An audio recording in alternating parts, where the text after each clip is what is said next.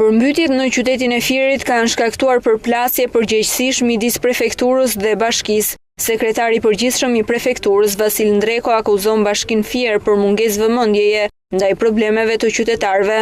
Sipas Ndrekos, ky institucion vjel taksat dhe është përgjegjës për ndërhyrje në rastet e emergjencës. Ajo që është për të shqetësuar dhe që duhet theksoj është që gjatë këtyre orëve asnjë punonjës, asnjë antar shtabi, jo më kryetari i shtabit të emergjencave, kryetari i bashkisë, që ka detyrim ligjor që në kohë të vështira të vi qytetarit në gatishmëri për ta ndihmuar dhe për ta mbështetur, pasi i vjel taksat dhe me taksat e tij duhet marrë masa që ai mos të mbytet, nuk është parë në këto objekte dhe në këtë situatë. Unë këtë e denoncoj.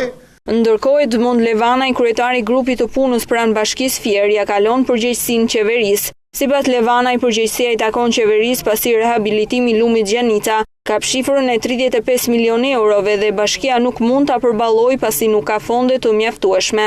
Unë jam shumë dakord të merren masa, po qeveria shqiptare nuk është transparente me fondet, sidomos me këto grantet që ju përcakton bashkive.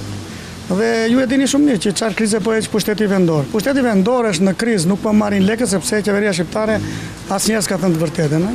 Që prej disa vitesh lumi Gjanica në Fier është kthyer në një rrezik për banorët për shkak të përmbytjeve, ndërkohë që nuk ka pasur asnjë ndërhyrje për të stabilizuar situatën. Jemi sot këtu për të denoncuar keqeverisin pa përgjegjësinë, shpërfilljen e përbuzjen që kryebashkiaku i Fierit Baftiar Zeqaj shfaq ndaj problemeve e shqetësimeve të qytetarëve fierak. Me qindra familje, biznese, dyqane, rrugica e trotuare janë plotësisht mbuluara nga sasi të mëdha uji si pasojë e daljes nga shtrati të lumit Gjanica.